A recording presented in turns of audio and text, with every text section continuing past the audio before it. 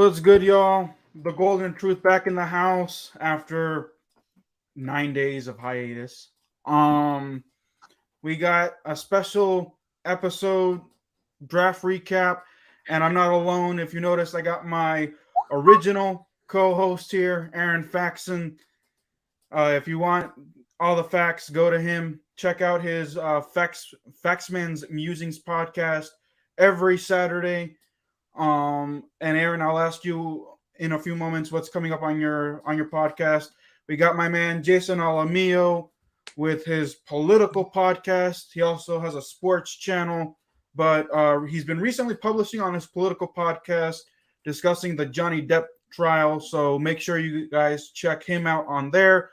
All these links are in the description, and of course, we got Marvin Pearson, a good friend of the show, our draft guru, as I call him. So, gentlemen, how y'all doing? By the way, I've been watching great, man. trial too. Definitely glad to be here. The trial? Glad to be. I've been watching that trial too, and it feels like he's twice the prosecutor. We can talk about that. But Oscar, I'm doing good. Just came back from the pool. I didn't get in, but I'm doing good. I have my soda, so I'm good. I'm doing fantastic, and today's a good day. Today is a great day, and happy Mommy's Day to the real MVPs of our world. Hey, yes. Happy Mother's Day, ladies, and Look, you know what, gentlemen? Happy Mother's Day to you guys. Hey, and to the strongest, happy Mother's Day to all the mamas out there. To the strongest people on the face of God's green earth. Now, is it really Happy green? Mother's- Because the earth is different colors. Still. Yes, blue. Still. Oh, okay. green, All right. I'm brown. just saying. If you look. If you guys know anything about my family, you know we are a bunch of stubborn, bullheaded fighters, and my mother is no different. All right. Right now. I got you. Good to know. Great way to kick off the draft show. I do want to give out a special shout out to Naeem Howell, who's currently stuck in Saudi Arabia with COVID right now. I spoke to him earlier this week, and he's been. I thought he was supposed to be back like a little over a week ago, but apparently, it turns out that apparently his parents started coughing up a storm.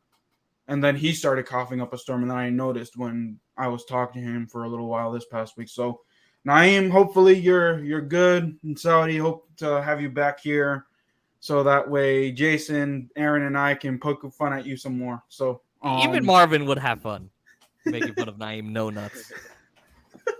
True. Anyways, You gotta have the balls to beat it. Oh, baby!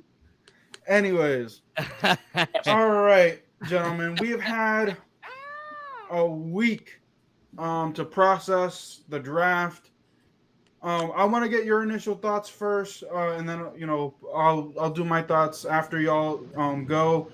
And Marvin, let's start off with you because I know that you had to leave abruptly on Thursday, night one. So, what were your thoughts all around the for the draft? You know what? And I keep coming back to it. I don't know why this is the first thing that keeps popping into my mind every time I think about the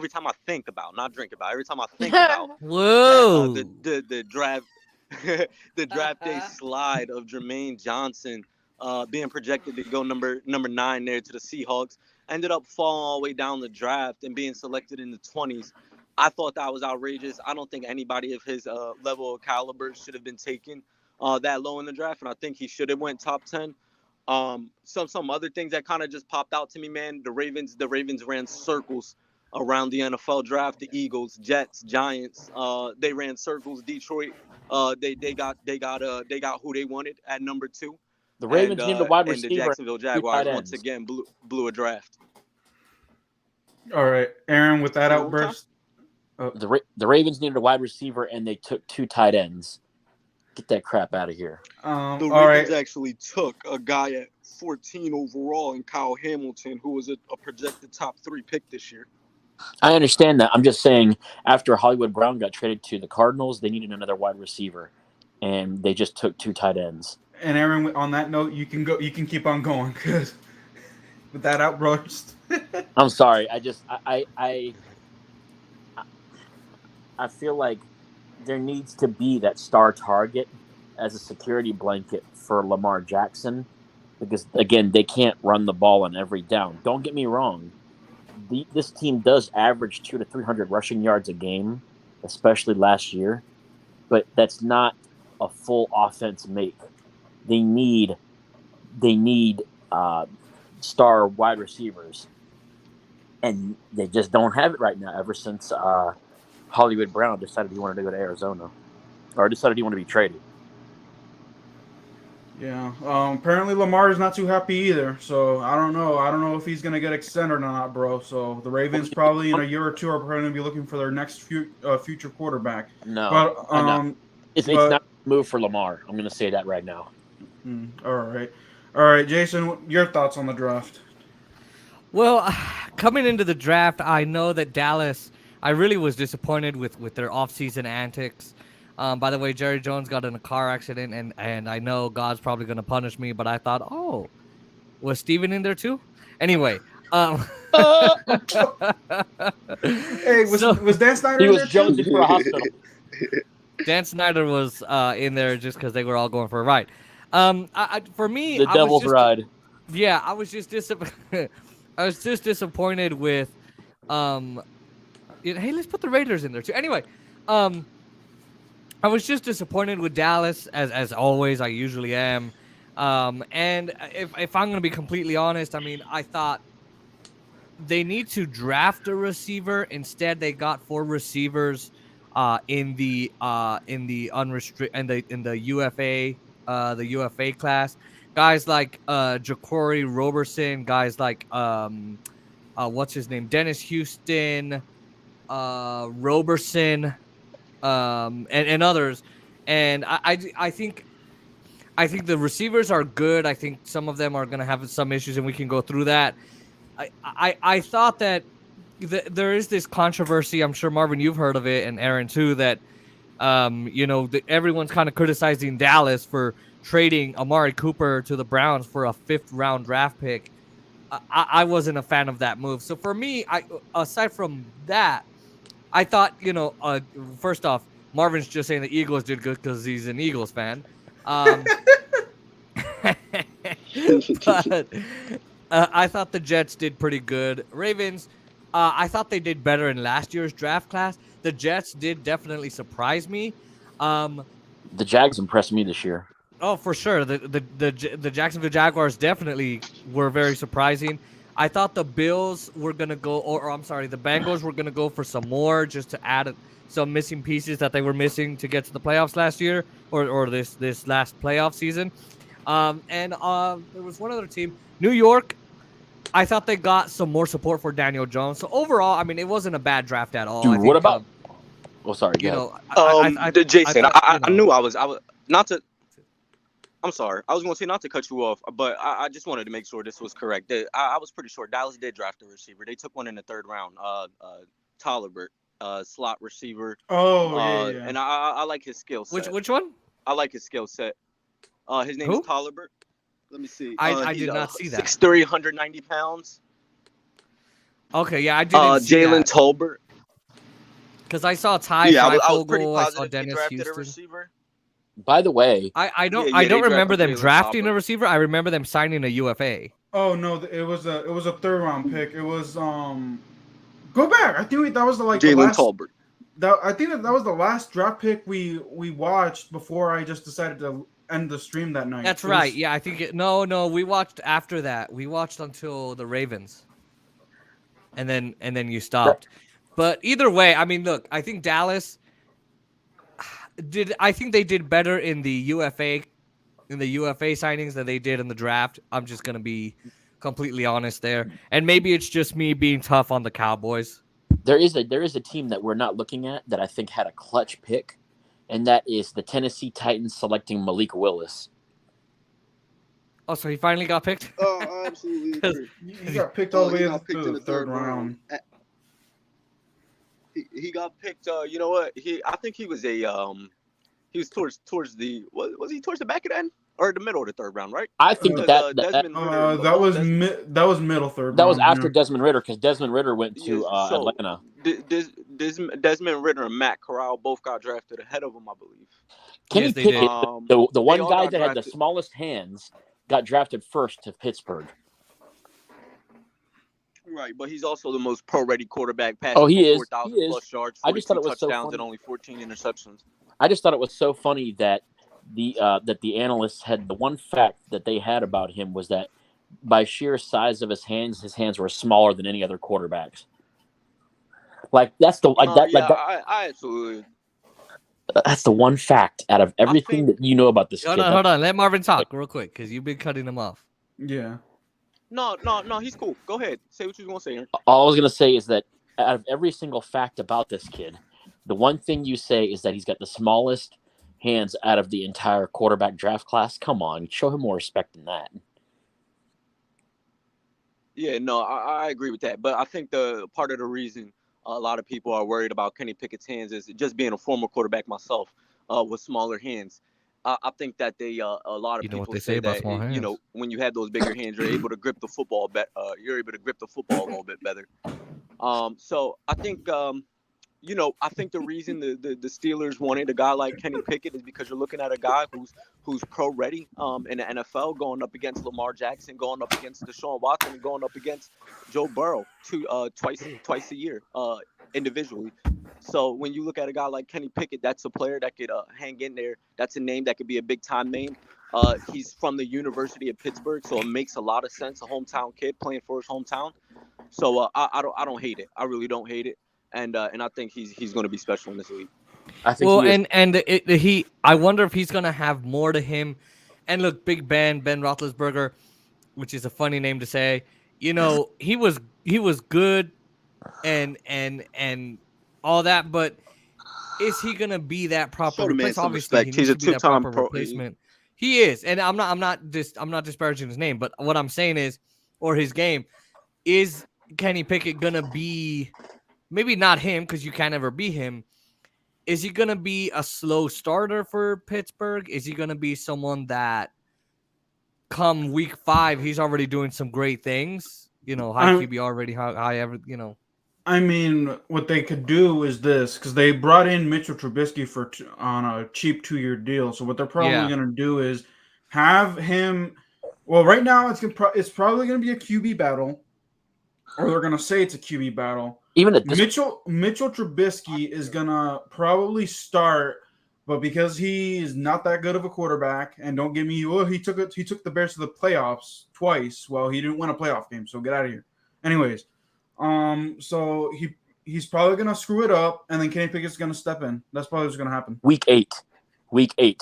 I give it week 5. So what's happened? What I'm reading is that Mike Tomlin is saying this is a open quarterback competition. Nobody's going to be named the starter until we feel like somebody has firmly seized the reins. But here's the situation.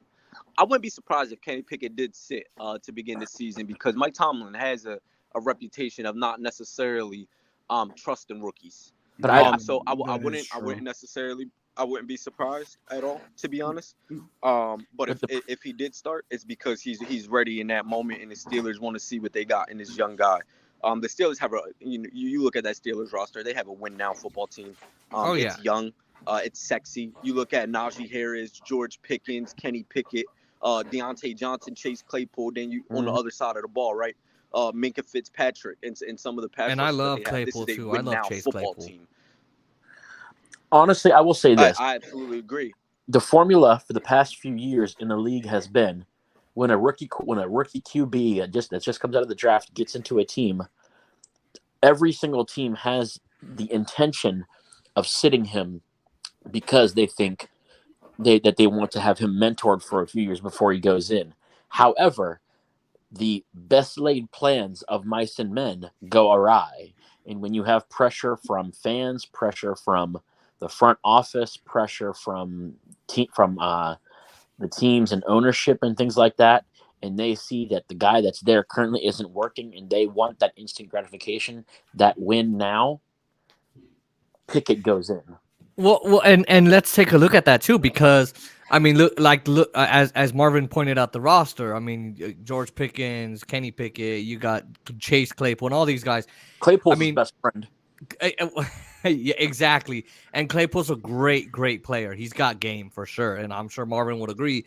The thing with your point too that you just said, you have a lot of times what you have is a rookie quarterback coming in, like with Dak Prescott in the fourth round, I think fifth round of the draft pick in 2017. Oh, it was 2016. And Tony Romo was in there. And after a while, people just were tired of Tony Romo. I remember being a Dallas fan, all the Dallas fans going, get Romo out, get Romo out, get Romo out. So you had the fan base screaming and screaming and screaming. And finally, Jerry Jones and all those guys, they finally say, all right, Tony Romo, you've been here since 2006. It's been a decade. Let's go ahead and put Dak Prescott in. So, and when Dak Prescott came in, everyone thought, oh man, he's amazing, and he was.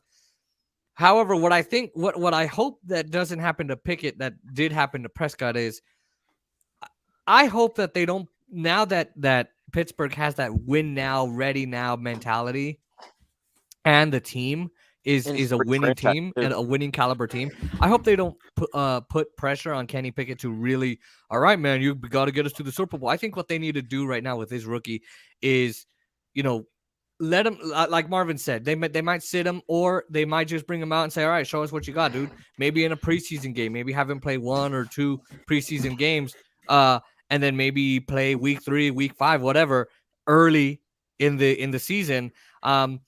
And maybe for a couple quarters or just maybe 10 minutes, just to let him show you what he's got, and then make a decision later on and say, all right, look, here's what he showed us this year. What is he going to give us, right? And where are we going to put him next? But again, you also got to, and sorry, Aaron, to cut you off.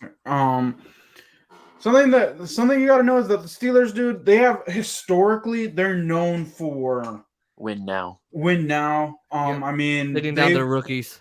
Like, they basically went 20 years with Big Ben. Like, they're not like Dallas, where everyone's sick and tired of seeing Tony Romo after 5 or 6 years. No. They've only had, I think, 3 head coaches in like the last 50 years or maybe even more. Yeah. So that speaks to their it's because they have a good culture. Stability. Yeah, exactly. And they don't like to get rid of their quarterbacks and they also don't like a lot of moving parts. Well, there's always moving parts, but a lot of moving parts in, out, because and I know this, Marvin, are you here? Because I wanted to ask you this question because hold on. Because I was going to make a point about hockey, and I know Marvin would agree with me. But I'll make it, and Oscar, you can tell us if he's here or if he freaking... No, he's here. I don't see that he left. Oh, there you go. Can you guys hear me? Yeah, we can. Now we can hear you. Oh, you know what? Somebody had. I've been making points this whole time and been wondering why people haven't been responding to me. And I was like, okay, well, maybe they don't like me and what I'm saying. Oscar muted you. No, what happened was somebody called me.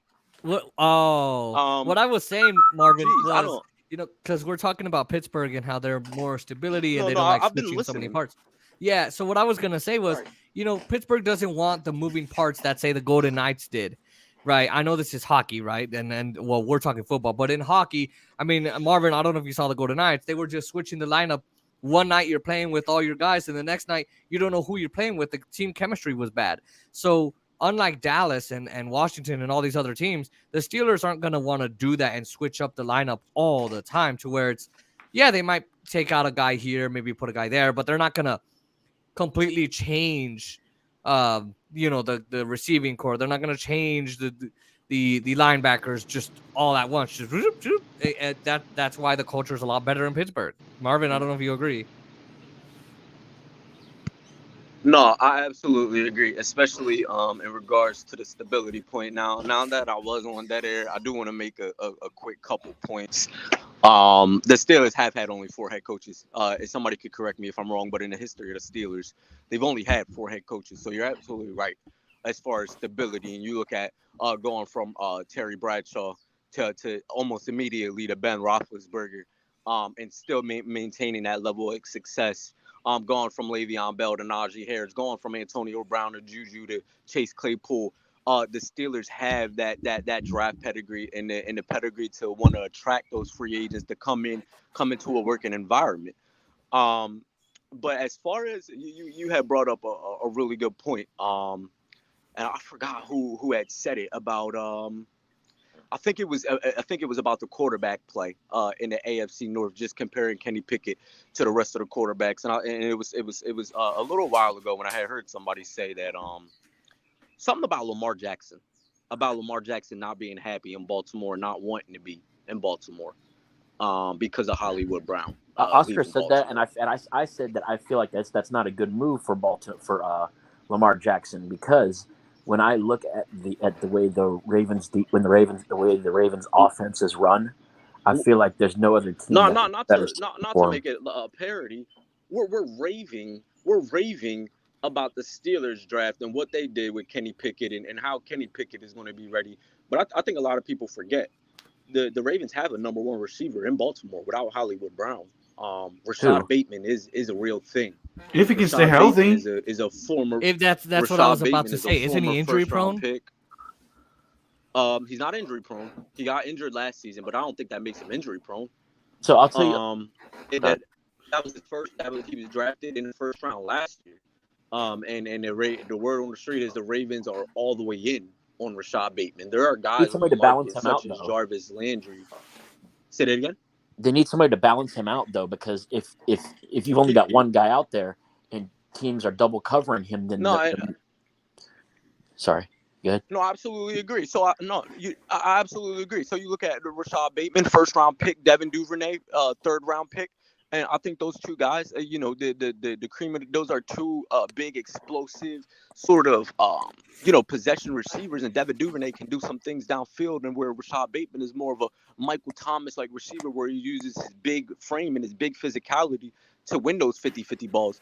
I don't think Lamar Jackson necessarily needs a host of receivers, a host of big-time names, because he's not throwing the ball 50 times a game. That is true. The Ravens game plan is to run the football. The Ravens game plan is to use his legs, use J.K. Dobbins, and use Gus Edwards, and use that offensive line. They took Tyler Lindenbaum for a reason, and that was to be able to run the football, get back to how the Ravens are used to playing football, and that's ground and pound and play defense. Well, and I'll go you on better. I want to go back a little bit to the Pittsburgh point and say this. So I am a firm believer in the fact that I do believe that the role that the fans play in the success of a team is undervalued. However, it is also imperative to the success of a team for the coaches in the front office to be able to quiet out the fans and sort of ignore them in a way. If you've got people like the owner is the one who is the owner, and people who are working with the money side of things are the ones who should cater to the fans. When you've got people who are playing on the team, when you've got people who are working directly with the players, stick to the players. The reason that Ben Roethlisberger, in my opinion, was such a success as long as he was because Mike Tomlin has an uncanny ability of being able to quiet out the fans enough to where he can say, I'm going to give you an environment where you can make all the mistakes you need to make. That way, you are groomed for success. And I think Kenny Pickett's on his way to having that. I can agree with King. I just want to make sure I don't have dead air. You guys can still hear me, right? Yeah. There we go. Okay. Yeah, loud and clear. That was another point I did want to bring up. So I'm glad you reminded me, Aaron. You guys were talking about quarterbacks in the NFL coming in and starting their first year, being benched their first year. I'm really on a split mindset of that, right? Because you look at NFL history, Dak Prescott comes in, starts right away, and he's great. I think Prescott's a great quarterback. I think he's a top 7-8 quarterback in his league. Carson Wentz comes in, starts right away, and I was driving the Carson Wentz bandwagon, and now I'm ready to crash it. So, and then but you look at guys like Aaron Rodgers, sat for 3 years. Patrick Mahomes sat for a year. Tom Brady comes in. And ends up sitting for a couple seasons before he ends up taking the reins. So I think there is something to say for guys coming in and starting right away. But I think it's situational, right? Where Peyton Manning came in and threw 28 interceptions in his first year in the league, but started right away. But and That's ends up becoming one of the greatest quarterbacks of all One of time. the greatest So, dudes of all time. You're talking about I think 2 Super Bowls and all of that. But I think what you said about Dak Prescott too. And look, I know Cowboy fans hate me because they compliment my Cowboys. They compliment Dak Prescott, and I always rain on the parade. I don't know that Dak Prescott's a top 7 quarterback. I'm sorry, but no, Stat can I cut you off wise, just for a yes. second? that's why it's yes. Yes, but yes, you can say that. But in terms of where has he gotten the Cowboys? And you could say, Jason, it's the whole Cowboys environment. Look at the things that Jerry Jones is doing. Look at that. But I think that, Dak Prescott, he underperforms. Are his stats awesome? Absolutely. I'm not disagreeing with the stats. But I can't see him as the way a lot of other people see him. And you're right about, guys like Manning and Brady and all those guys. Brady, to me, he's a cocky son of a bitch. He's a crybaby. I don't think he's a great guy at all. I don't think he's a great player at all. But This guy. and I'm right. But This guy. But You're such a Yeah. effing hater, No, Jason. no, I just no, gotta say can I it. be no, honest? no, You're an I effing hate hater. Tom Brady too. Like, Can I I- really hate the dude. Can I make a Yo, point? you guys are freaking haters, and this is coming from a Saints fan. I know this Can is I a bad show. Can I make a but- point? Oh my goodness. Yeah, go ahead, Aaron. Marvin, you're No, just you're- mad that we you're- right. All right. Yeah. You're okay. You're okay. Okay, look, you're talking about guys like Rodgers and a Manning and a Brady, but you got to think about the time period in which they were drafted versus guys now. There's a lot of time that has passed in between that time, and you look at guys like Gardner Minshew. The Jaguars wanted him to start right away. He basically was a flop. Johnny Manziel. And the only They want- reason they wanted him to start is because they didn't have a better option. No, I understand that, but I'm saying the Jaguars could have used some of that cap space and brought in a veteran to groom him. Now, my point being is this: you look at Johnny Manziel. The fans, the coaching staff listened to the fans and brought him in too soon, and he got eaten alive in the AFC North. Yeah, but he's not that good of a quarterback either way. I dude. I understand. His I under- immature. regardless of I how think good- that was his point, even though I can't necessarily agree with it. But he made a point that the Johnny Manziel was started way too soon. But Oh, anybody would have started Johnny Manziel. There's a it was Johnny. There's a difference Go ahead. between. Sorry. But No, there's go a. How are you doing this? I'm sorry. Go ahead. I'm sorry.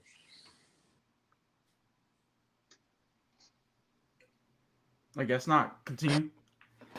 No, Uh, I was telling Aaron to go ahead because I think for some reason one of our connections are lagging, so it's overlapping. No, I don't No. Oh, okay. It's okay. So my point being is that I feel like the way organizations have been organized during the times that a Brady, a Manning, a Roethlisberger, the times that these guys were drafted, were built a lot more for allowing players to have that time to sit and learn, whereas now They're expected to be thrown in the fire. well, they're expected to be thrown in the fire because it's hard for teams to quiet out fan outrage when it's not only in person, but it's also the fan rage is also riddled into the digital landscape.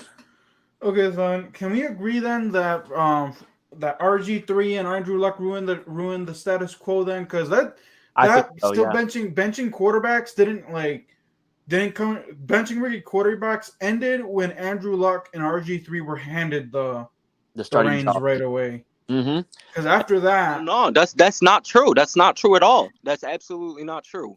Patrick Mahomes sat his first season. Justin Herbert didn't start till week 6, week 5. Tua Tagovailoa didn't start right away. but that's because that's because Ryan Fitzpatrick was. Well, I mean, but that's okay-ish. what I'm saying. That's it's not true. What your statement isn't true. Because these are top 6 quarterbacks. These are quarterbacks who were talked about going first overall.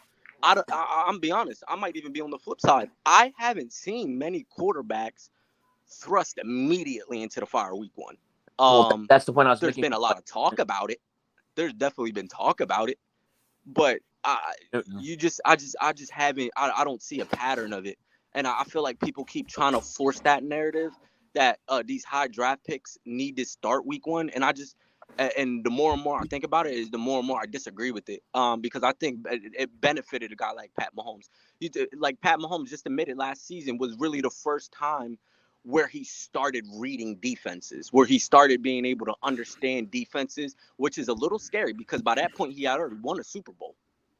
Well, and So I was agreeing with you to an extent, because I said that when I think of teams that have done that, I feel like there are a lot of teams that, because they don't have a win now type of culture, unlike Pittsburgh, they're going to try to change that by forcing rookie quarterbacks to be in too soon.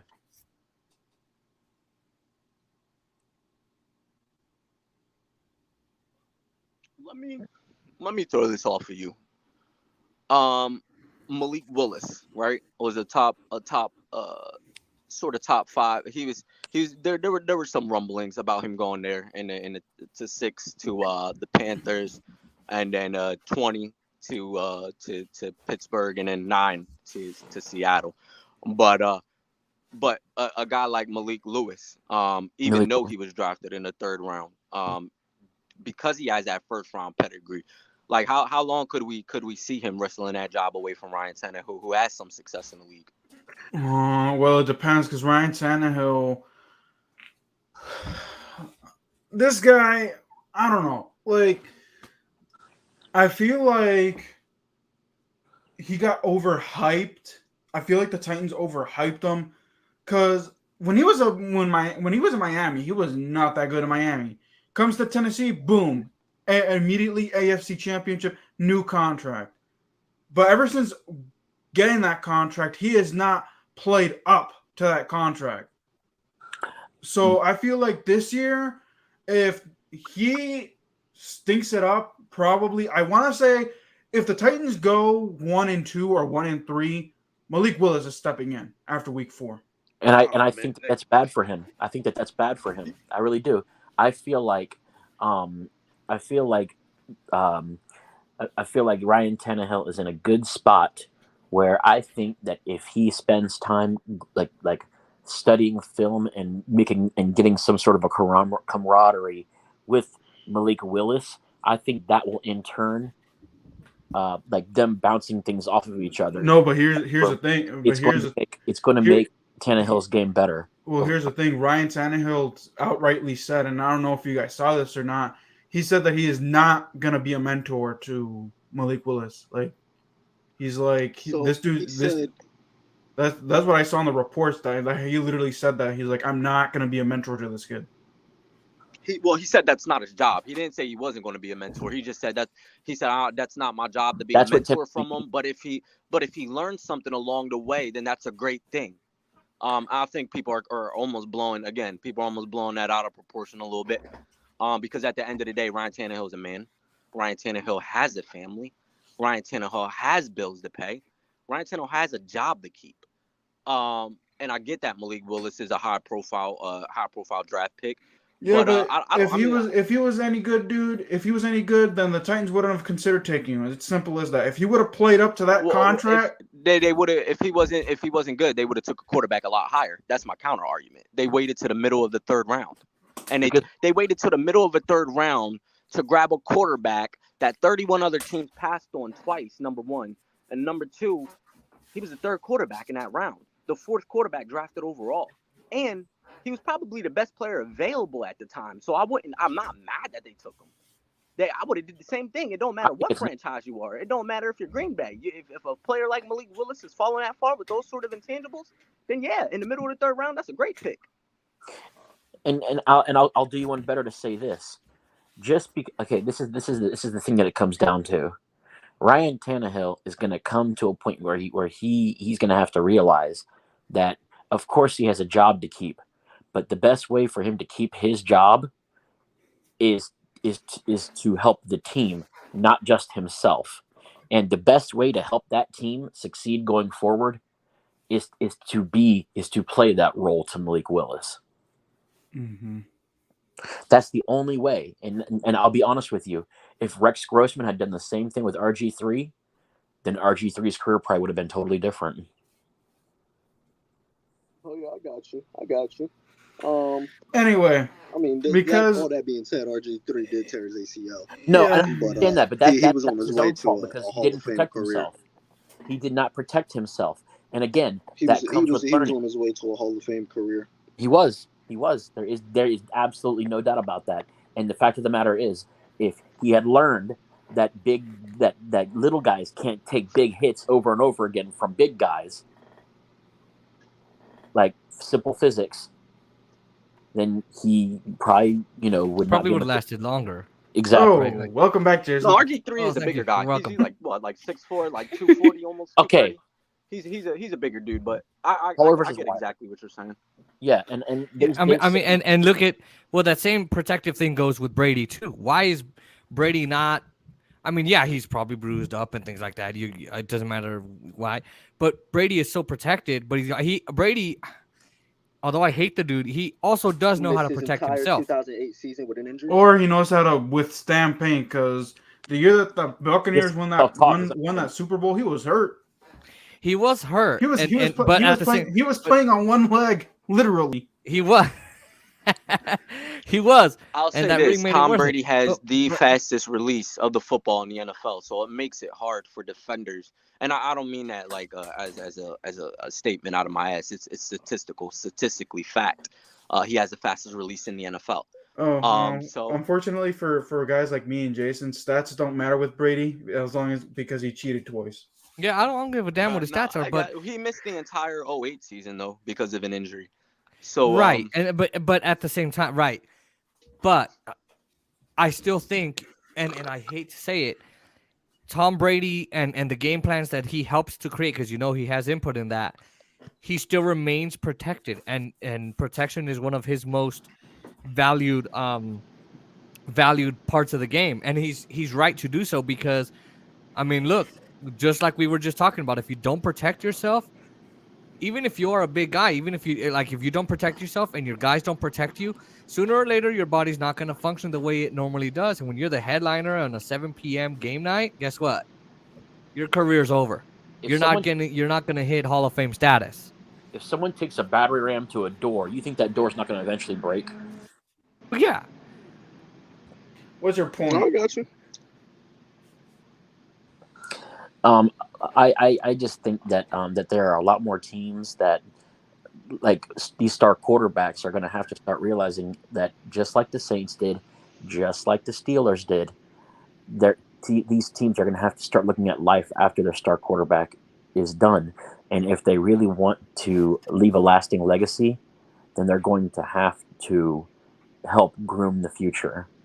Speaking of future quarterbacks, and speaking of the Saints, Marvin, since you're kind of a Saints fan yourself, I want to get your thoughts on the Saints riding with Jameis Winston and not selecting any of these quarterbacks. Because you look at the 5th round, and guys like Sam Howell, please tell me, and guys like that we're still on the board, and the Saints don't get any of them when they have and plus they even traded up in the 1st round to get a wide receiver. So do you think Jameis Winston is the guy, or do you think the Saints just didn't draft? Please let us know, because I was shocked they didn't go with another dude. I did. I was too. Actually, I definitely was too. Did he mute himself again? Ladies and gentlemen, we will wait for Marvin Pearson. He's probably on the Ellen DeGeneres show. Ladies and gentlemen, this episode has been brought to you by underwear. If you don't wear any, well, Marvin, you're muted if you're speaking. Ladies and gentlemen, this program is brought to you by Dead Air.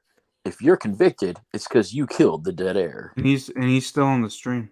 No, he got kicked. So you need to add him again. No, because I can't add him because he hasn't left. I'm looking at only 3 screens right now. Man, did he leave? Check if he use your form fields on the Mac and see if you can find the add to stream button. No, I'm looking. There's no add. All right, let me text him. See what happened. For me, well, let's wait until Marvin comes back, because then we have to repeat ourselves. Alexa, tell me a dirty joke. Oh, we're doing this again. Bunny fall in love with a Roomba? It was swept off its feet. It's not a dirty joke. Yeah, but I don't think she knows what it is. I don't think she knows what a dirty joke is. Alexa, say Aaron's name. Okay, that's a dirty joke. Look at a picture of Jason. That's the dirtiest joke of all. Look at a picture of Aaron when he's snoring. That's a dirty picture. That's the picture that everybody likes, actually. That's like a No, it's not. I still gotta send Oscar just instead of me and Naeem talking and all that, just a little clip of you snoring. And also, wait, you gotta Oscar, bro. Yeah. play that clip that you what? That's what you gotta send that to Naeem. Oh. Dude, I made a reference to that earlier, but you guys missed it. Oh. When you were talking about how we were surprised that the Saints didn't draft a quarterback, and then he said, Oh yeah. He said Sam Howell, and I said, what? Oh. Oh no, I caught that. Yeah, I caught it too. I just never to say anything about it. I was like, dang, bro. Oh, it's so funny.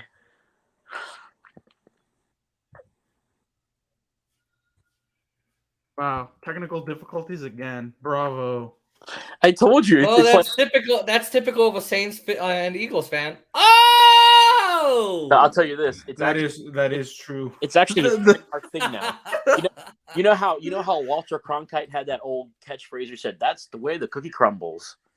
No, he said that's the way it is. Oh, that's the way it is. That's what. Okay, I mixed them up. Okay, that was. But either way, you know how everybody has. Crumbles. What the fuck? Who was you know how you know how everybody has their. I like how. Oh, hold on, he's back. I like how a text message silences Oscar. You know how everybody has a catchphrase if they're in show business. Yeah. For Marvin, it's just technical difficulties. Okay, welcome back, Marvin. Welcome back. Okay, Ladies and gentlemen, please welcome Marvin Pearson. Gardens. Yeah, we can hear you. Yeah, we. Technical difficulty. Listen, my catchphrase. It's funny you say that because my catchphrase is "the fight goes on." Anyways, do you need me to repeat Unless I cut out. Especially if you're from Notre Dame. Anyways, Oh! Did you hear the question, or do you want me to repeat it?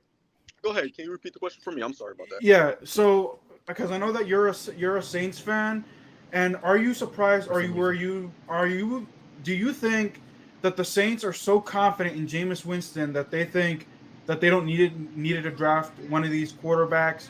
Are you happy with that move? Do you think it's a bad move on the Saints, considering that Jameis Winston is coming off of an injured year? Because I don't think he's gonna be ready for week 1, to be honest. Yeah, because me and Aaron were shocked. So. Who are you talking about? Michael Thomas? No, Jameis No, Winston. Jameis Winston. In the Saints. Jameis Winston's going to be ready for week 1. He's not their guy though. Well, here's the situation. Right? They drafted Chris Olave out of Ohio State, who is a big time playmaker to complement. Don't Michael go there. Thomas. Say it one more time. Don't go there. I hated that. I hated that trade back. He's a. Go there, Marvin. Go You're there. absolutely right. I couldn't remember who the team was that traded back. Washington. But I was just getting ready to say it was a horrible trade for the other team. It was Because they Washington. went Oh back. my god! Because you move back and take. Listen. You know what? Let me just say what I was about to say real quick, and then I'm gonna get to the trade itself. Olave is a great receiver. Is going to be a great receiver playing with Michael Thomas, who are absolute complements to each other. Where Michael Thomas is a possession receiver, Olave is a big downflow play kind of guy. You put Jameis Winston with those two elite talents with Alvin Kamara in the backfield, right? You maintain your 2023 first round. Oh, actually, I'll take that back. They didn't maintain their 2023 first round pick because they took it with the Saints. However, next year's draft class is so loaded at quarterback that if you got to move up and get your guy, then you move up and get your guy next year. But this year, with Jameis Winston on a team-friendly deal, you had the liberty to go ahead and do that. And Mickey Loomis is one of the smarter GMs. Now, he did get fleeced in that deal with the Eagles. But he's fleeced is an understatement, dude. He's one of the smarter GMs in the league, and he's building this thing how I think he should build it from the inside out. Where last year we went inside, this year we're going outside to that Washington trade. Oh man, that was horrible. I'm just surprised that, and I get what you're saying because now Marvin, I'm sorry if I interrupted you, but correct me if I'm wrong, right? If I'm taking it correctly, and if I'm wrong, correct me on my point. I think what your point is, the way I can summarize it is, you're saying, hey, look, this year quarterback draft class wasn't that great. And we all can say that. It wasn't great. I told Oscar, absolutely, I'm not really excited about this draft because it wasn't that great. So are you saying, hey, look, Jameis Winston is on a team-friendly deal. Let's give him the time. If he's ready week 1, let's do it. Even if he's not the guy, let's go and look for a quarterback next year, right? Is that kind of what you're going for? But right, that's exactly what I'm saying. Because you got two guys on your team, Jameis Winston and Andy Dalton, both quarterbacks who have playoff experience, and both quarterbacks who have putting up stats and shown they can do some things in this league. Now, it's been a little while since either one of them has played on a team with a legitimate head coach or a legitimate championship aspirating team. So even that Buccaneers team was a little down in the slums. And so we'll see what this team could do. But yes, that is very much my point, that next year with the kind of talent like Bryce Young coming out, Bryce Young is going to be a first round quarterback next year, but they do have the capital and the assets to go up and get a quarterback next year if that's what they need to do. I don't know. I think the only thing that they can really do is because I think Taysom Hill is still there, isn't he, in New Orleans? I think he's been converted to tight end. Well, so I'll tell you this. I think he also has the ability to throw the ball as well, so they're going to continue their gadget plays with him. They switched his position to tight end. So they're not going to have him throwing passes anymore? No, he's not a quarterback anymore. I mean, I'm sure they'll have him line up in the backfield from time to time and throw a pass. It was plays. Like they had in the past, but his position is no longer quarterback, number one. And number two, even before, he never really was a quarterback. The few games that he did start, I don't think he threw more than 10 passes in either of them. But what I was saying was I think that having that there was very beneficial because of the unpredictability standpoint. I'm going to say all right, boys. Hold on. Take a pause for the cause. Let's revisit my reaction for kicks and giggles. And Washington selects Kenny Pickett, quarterback. What? Just kidding.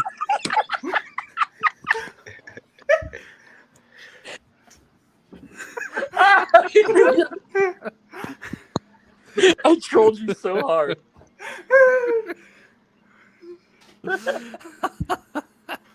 Oh, that was fantastic. I'm gonna be pissed if that comes true, though. Oscar sounded like a Canadian right there. No, Oscar, what would you think about draft a deal a quarterback, like this? And I said in the chat in that same stream, I said Washington drafts a quarterback, bar none. Ergo. well, actually, guys. Matter of fact, I've been saying this, and I don't know why I haven't said it yet. And I think I'm taking towards my 15-minute window here about what I'm gonna pull off here for the Sixers game. But the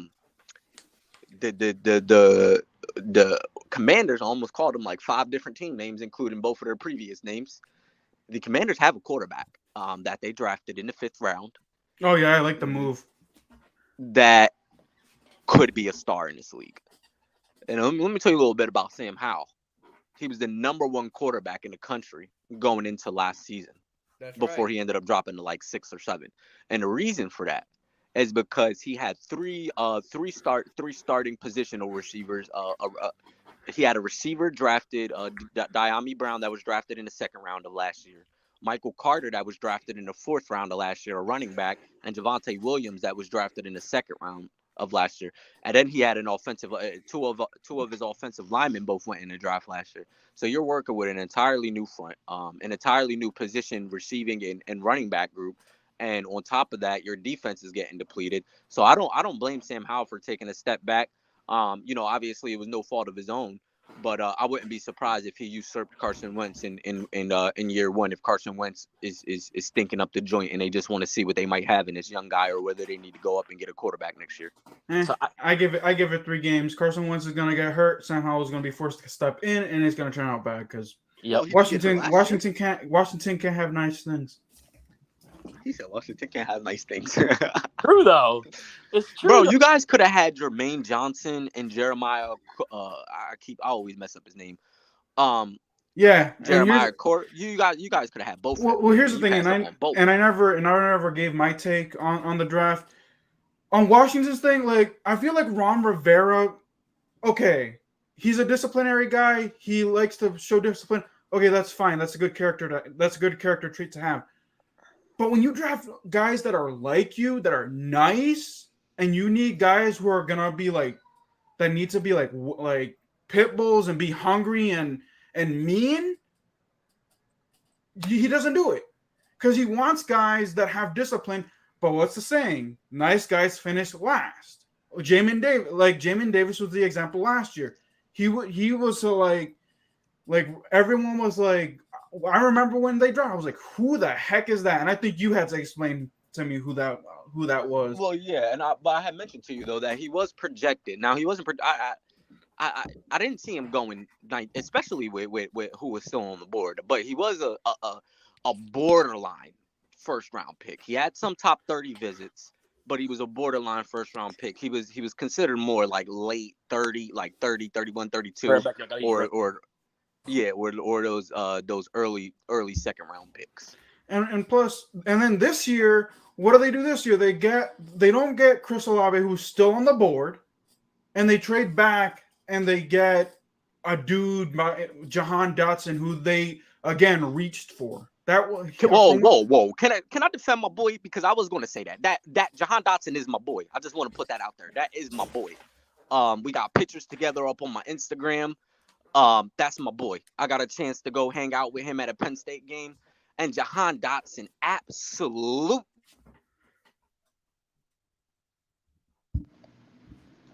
Are you good?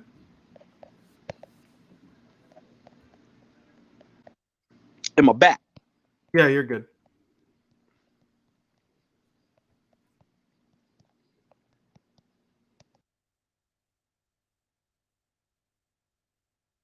Marvin?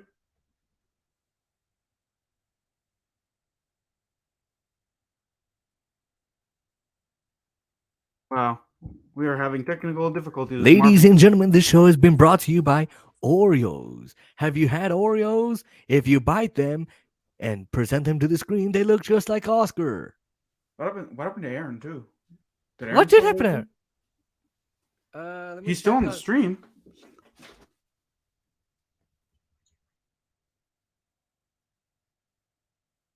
Hold on. Yo. Yeah. Oh, did you get kicked out too?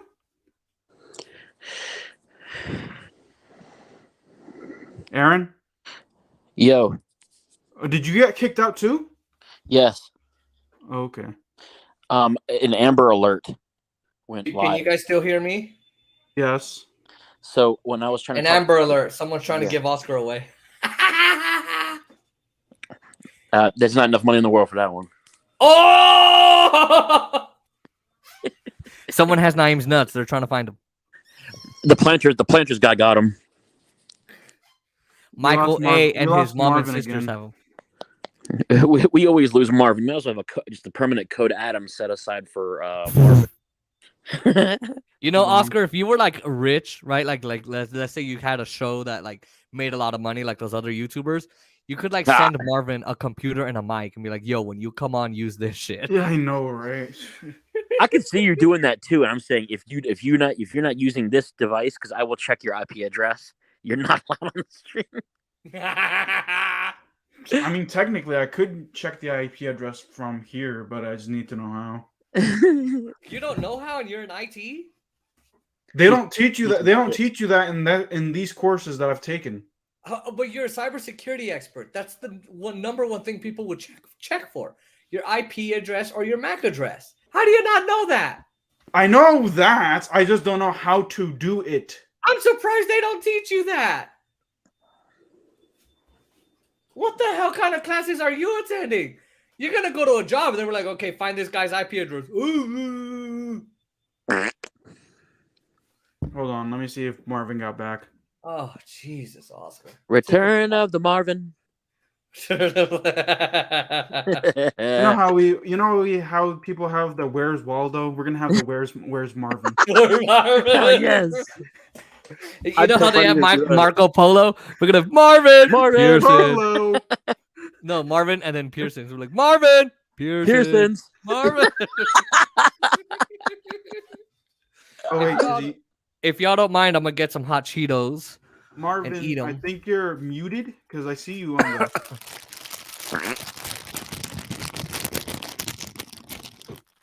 Oh, there we go. He's wriggling his bag. All right, are you back? I am back. We got Marvin Pearson. You put an Amber Alert. That was funny. I was laughing. But yes, I got it. I got an Amber Alert. How did you know? Because it happened to me too. Oh, so you really? guys live in Florida. You guys are in Florida, right? Yeah, I am. Yes. Oh, okay. Oh, hey. I'm in Orlando. Yo. Bro, I'm in Crawfordville. I don't know where that's at. I'm not from around here. I was down here Bro, like 3 months ago. It's like 25 minutes south of Tallahassee. Where's Tallahassee? That's like, what, 4 hours from me? That's the capital of Florida. Yeah, okay. Well, I thought Tampa Bay was. No! Man, whoever was your Oh my geography teacher God. I'm failed not good you. at geography, but even I know that Tallahassee's the capital of Listen, Florida. No, I was going to say, whoever's your I'm geography from teacher totally Philly. failed you. I'm from Philly. That's all I gotta say. Why'd you move to Anyway. Florida? Was Philly failing that for, hard? for a job that I got fired from 2 months later. Oh! So are you gonna move back to Philly? No, I'm gonna stick it out here. I'm gonna find something. Anyways, defend That's what you Jahan said. Dotson before I Back to Jahan Dotson. before I Absolutely. discredit everything you have to say.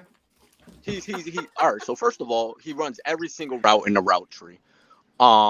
The reason people don't necessarily like Jahan Dotson, and I'm gonna tell you why, is because he didn't put up the sort of gaudy stats that players like a Jamar Chase or like a CD Lamb or like some of these guys have put up over their college career. And the reason for that is because he didn't play with the Joe Burrow, right? He didn't play with the Kyler Murray. You guys don't even know who the hell Sean Clifford is. Sean Clifford is a 4-year He's the big red starter at dog. Penn State who has done nothing. And that's exactly what he is.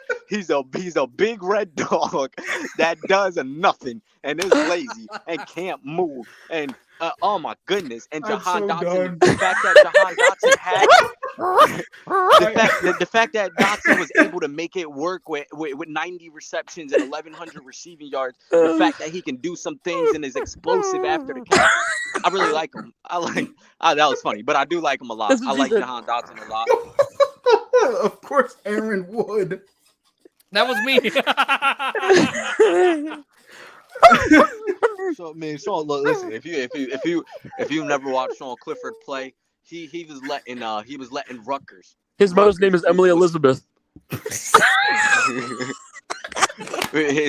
Clifford is the best part of his game. Clifford is the.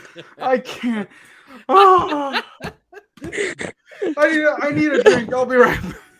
She's PBSing, not PMSing. Oh!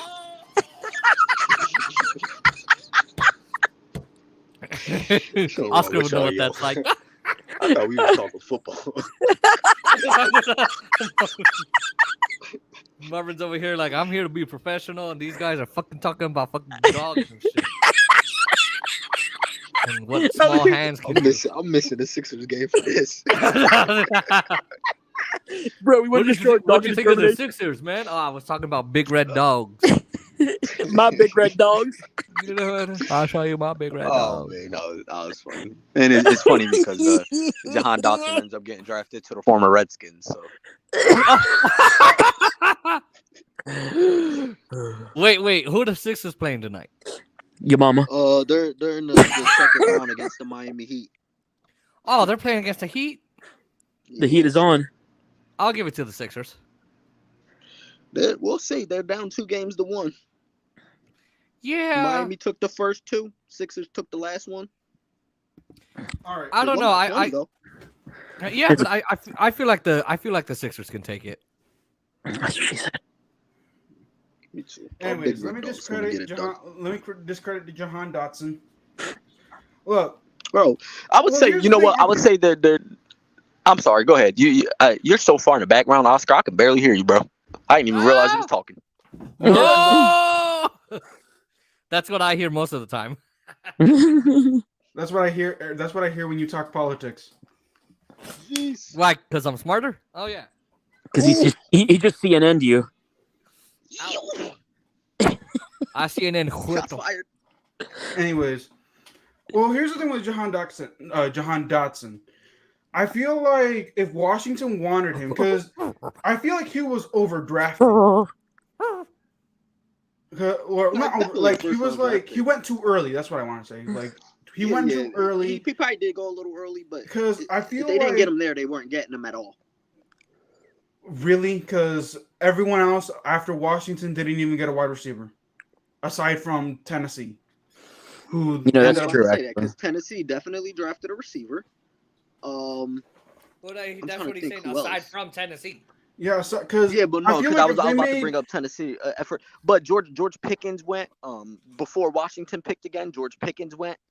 I'm trying to think who else went. There were definitely other receivers that went. But here's what I'm saying though. Like Washington could have traded back again if they wanted with someone like, for example, we were talking about Kenny Pickett earlier, how the Steelers got him at 20. I guarantee you, if Washington made a trade with the Steelers for 11, I guarantee you Washington probably would have gotten a better draft compensation.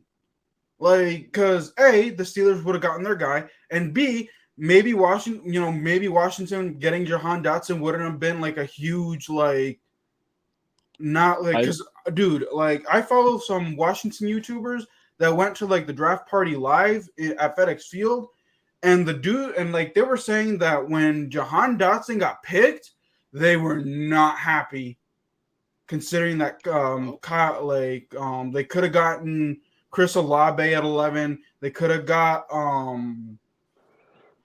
Kyle Hamilton at 11. Like they were not happy. Washington was all over the place in the draft. I'm just gonna say that right now. Look at night one with that draft back that they did. They don't know what they need from the hand in front of their face. They don't know what they need from their small hands to their small dick. Nice. Same as Dallas, because they ended up getting a no-name offensive lineman. When they needed the Eagles probably had the best draft Amari class Cooper. in it. The Eagles probably had the best draft in the NFL this past weekend. Yeah, I think Jacksonville. Rub it in. You start with Jordan Davis. You start out with Jordan Davis, top 10 draft pick. You turn your 15th overall selection and your Eagles are still not going to go anywhere. Overall Man. I'm selection sorry. into They're not AJ going Brown. Anywhere.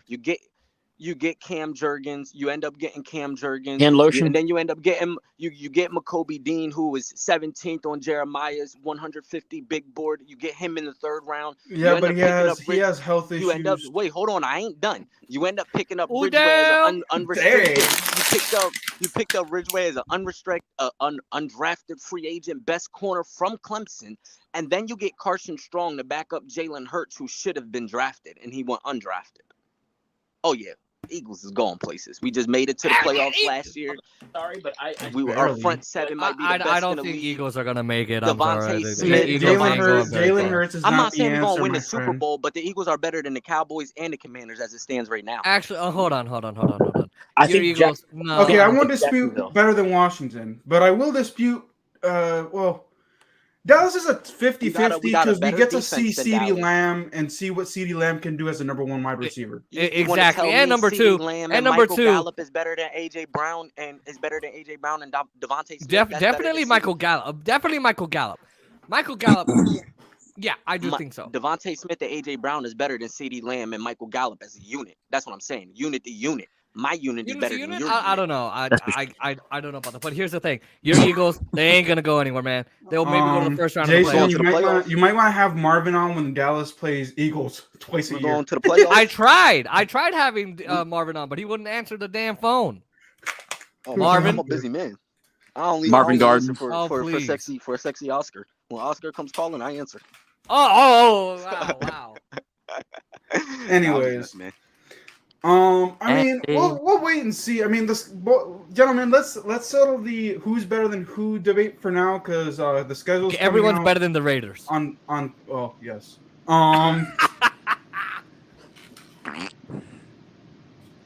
Anyways, because the schedule's coming out this Thursday, so yeah, I'm intrigued by some of the matchups that could come out. I actually do think I like the Munich matchup. What I want to see is I want to see if, because now that there's 18 weeks, you're going to see some interdivisional matchups that normally you would only see once every 3 years, but you see them more often now. And I want to see I want to see on the schedule just simply because I want to see a game between the Seahawks and the Broncos on the schedule. I would have to see where I would have to see, because I used to be able to do that, know which division was playing which division just based off of memory. But I'm not as young as I used to be, even though I'm only 23, so I can't pull that off the top of my head like that anymore. No, but that would be intriguing.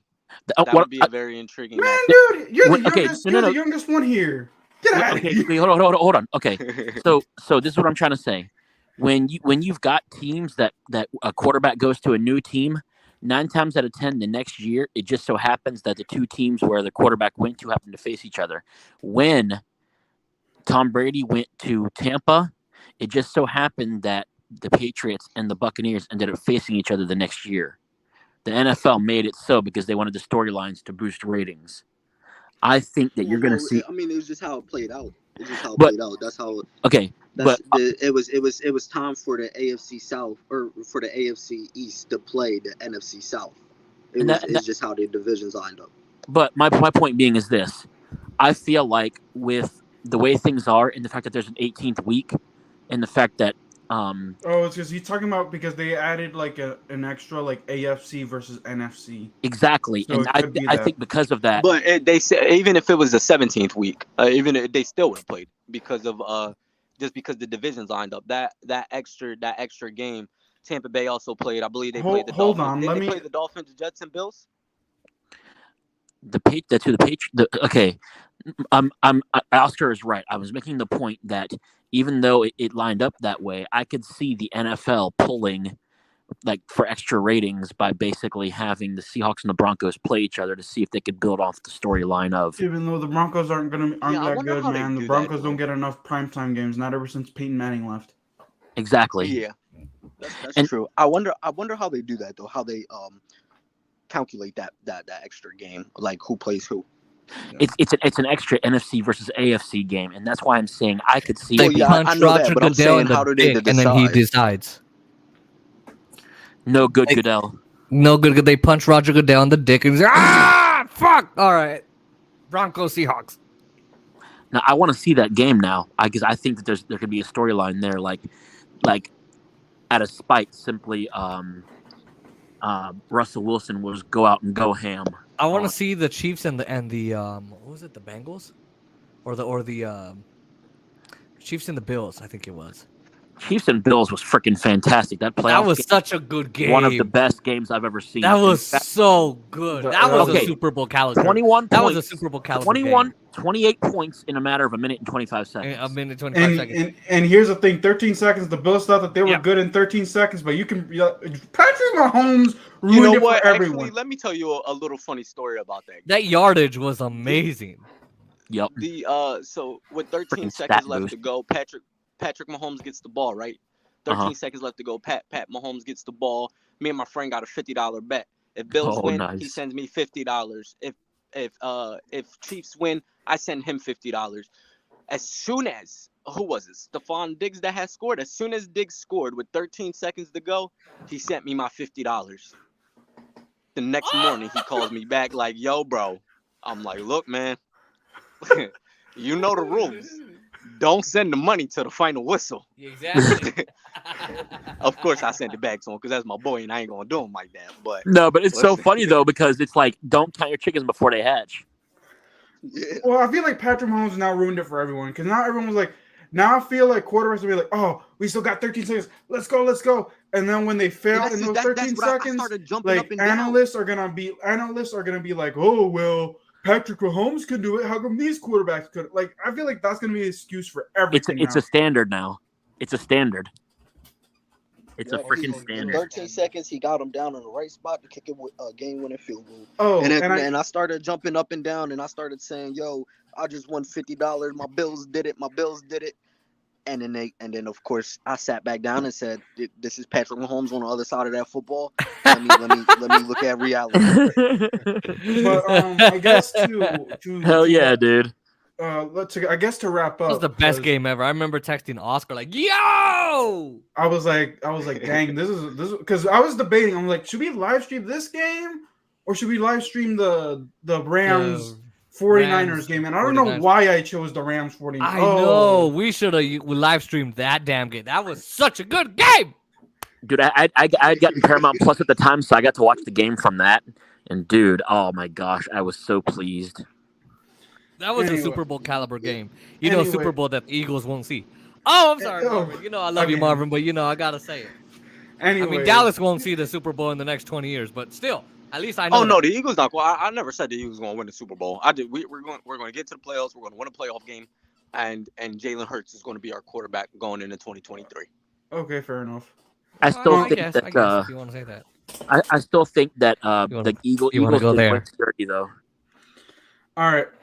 Final question, guys, before we get off, and I don't know if I asked this on the live stream or not. I think I've had this conversation off stream, and I think I haven't asked this to Marvin.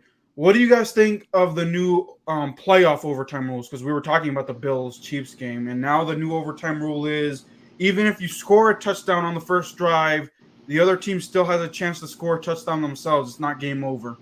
What do you guys think? I feel like in a nail-biter kind of game, I feel like it could be, oh man, we could have a chance. We could have a chance. But I honestly think that I would rather, if the touchdown is scored on the first drive, let it end, no more, because it's just continuing on the game. And it also, if your team is doing really bad, it gives you false hope, in my opinion. And there's two sides there. But I'd rather go back to overtime. Well, here's the thing. I'm saying, like, let's say they're on the next drive. Let's say they're on the next drive. They ain't even doing anything. They can't get past 2 yards. They can't. Your quarterback's not throwing the way but now I'm just saying. You're trying to predict the future. You can't predict the future. You can't. But again, I'm just saying. My team has been doing so good for so long, and now the next drive they might fuck up. Now I'm not saying that. No. I'm saying during that drive, let's say they are fucking up. Right? Then it's just going to be a waste of time. It's going to be giving everybody hope when they don't deserve it, like the Dallas Cowboys do. How are you supposed to know that they're going to fuck up, though? But just look at their playing pattern. Look at their playing pattern. Well, here's the way I see it. Let's take it away from the offense. I feel like this diminishes the defense as well, because if your defense isn't good enough to stop an offense from going down the field, then no. Can I let me just ask you a quick question? The point of football, the point of football is not to score, right? The point of football is to score, right? Yeah. Yeah. So wouldn't it make sense for the team, if a team scores, for the other team to have an equal opportunity? I think that's what this really comes down to: equal opportunities. To have an equal opportunity to put a stamp on the game, right? So if they go down and they score after short answer to your question, Oscar, is I absolutely love it, because I think Josh Allen was robbed last year. If a team scores a touchdown, I think Josh Allen should have the opportunity to come down and score a touchdown. But the next team after that, even if it's a field goal, ends the game. Oh, okay. Aaron, and that's where the defensive importance comes in. I do agree that Josh Allen was robbed. I have no problem with that. Agreed. I think we all agree that Josh Allen was absolutely robbed. But because he had the better game. But I really do think that there are so many things that make it harder on defenses. The fact that you can barely even touch a quarterback now without getting called, and you're adding this onto it, I feel like it's almost going to be, because of this, you could almost have every single game, even if the offenses are absolute crap, become a shootout. What? What? How is it? How does that have to do with anything about it becoming a shootout? It's one possession in the game. What I mean, what I'm saying is it's hard enough already for defenses to be able to stop offenses as it is because it is a pass first league. I don't know. I don't really have an opinion for or against it. I think that time will tell what it really does. I feel like to make it permanent is too soon. I feel like if they were putting this in for a probationary period, it would make a lot more sense. I would Well, agree with that. If they just said, "Hey, look, this next season." I guess we got our Switzerland answer. I mean, it's I don't see the rule because at the end of the day it is one possession, so it's not going to make a difference on whether the game is a shootout or not. That's the only part of what Arron said that I disagree with. But I do think that it does put a little bit more stress on the defense. But I think as a defense, if you're a good defense, you shouldn't feel that stress. You shouldn't feel that pressure. You should know, hey, that quarterback had a chance to go out and score. Now this quarterback has a chance. Our quarterback had a chance to go out and score. Now this quarterback has a chance to go out and score. Let's stop him so our quarterback doesn't have to come back out here and we can get up on this bus. So that's kind of where I stand. And so that's another thing that I see, and I see both sides of it where you don't want to punish a team simply for having a good offense, or you don't want to punish your team simply for having a good defense, because I mean they've worked hard for that. My whole point was to say that when I look at it of a standpoint of there are already so many things that make it hard for a defense, like the fact that they even want to take the kickoff rule out.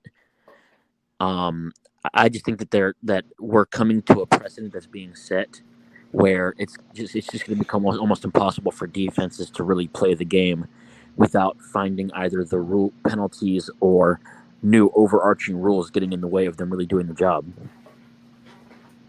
No, I understand.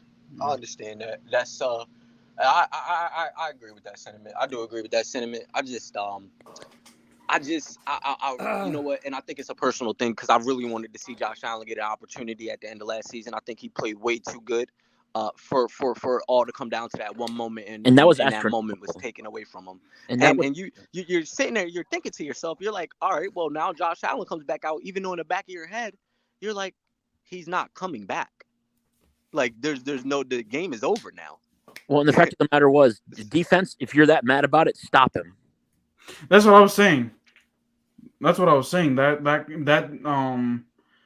diminishes the defense because the first team that scores gets the win, but if you score a touchdown, and that's the key word, if you score a touchdown, game's over. All right, then put your faith in your defense. Let's go. Like that's what the defense out there.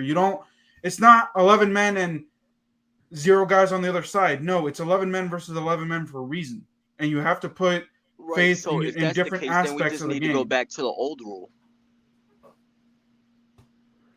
We just need to go back to the old rule. If that's the case, then no, because you look at what the kickers are doing now. The first team to kick a field goal wins. Point blank. No, because here's the thing: you look at these kickers now. These kickers can kick like 60 plus field goals now. So Justin Tucker, Matt Prater, they broke that rule years ago.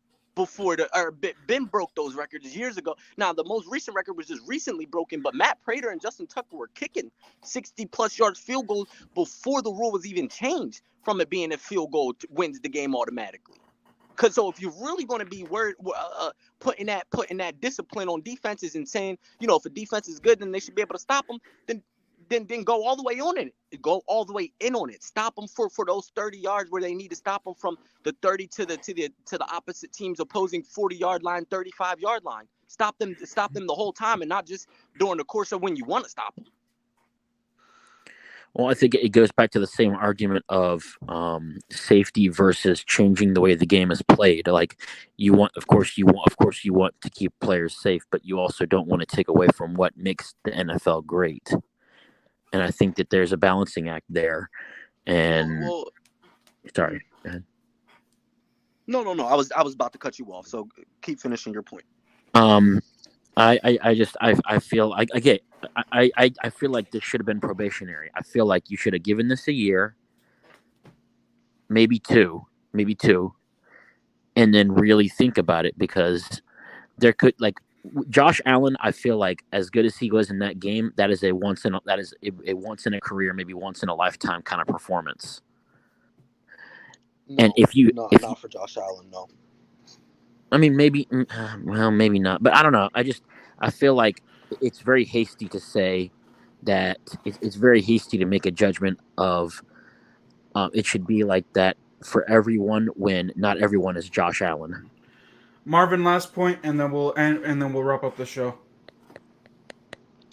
My last point is, you had mentioned something about safety and great moments, and I'll wrap it up with this. There's a fine line. I agree with you. There's a fine line there, that you walk between safety, and great performances, and adding an extra possession at the end does put some safety factors, in there. But when you speak about great moments, these are where legacies are built. These are where dreams are fulfilled. This is where money is made. In those great moments when Josh Allen would have had an opportunity to win a football game, where another quarterback had an opportunity to lead his team down the field and win that football game, and Patrick Mahomes cemented his legacy. Therefore, Josh Allen's legacy was hurt when he played one of the most spectacular games of his career.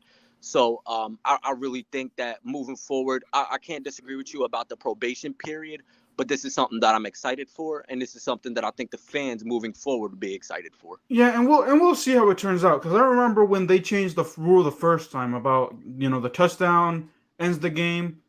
I personally, at first when I started witnessing that, I didn't like it, but then I started to grow to like it because it added more intrigue to the game. So now I guess time will tell. So we'll see. But alrighty, y'all. That'll do it for this episode of the Golden Truth. You guys are awesome, man. Make sure y'all check out Jason's channels down below. I put both links in the description. Check out Faxon. Yeah, baby. Musings. And then, do I have any content coming up? You see, this is what happens when everything slows down on me now. Soccer's slowing down because Real Madrid has a lot of things coming to an end. Washington isn't doing much at all at this point, aside from rookie. That's I guess y'all gotta go see my Instagram photo. Oh, do me a favor. Send me can you send me a link to your Instagram and Twitter so I can put them in the description? Yeah, no problem. Yeah, send me. Yeah, I'll put Marvin's Twitter and Instagram down below. But alrighty, y'all, that'll do You it. can also follow me at @thereal_MD28 on Twitter. That's usually my handles for anything. @thereal_MD28. So is there a fake MD then? People like to impersonate people, so I had to just make sure everybody know I was real. I am the real. Can the please MD? I was. Can the real MD please stand up? When I was. What's so annoying? Anyway, I hate when I have to get emails from when customers ask me for their email and there's an underscore in it. yeah. Well, already, we're out of here. Oh yeah.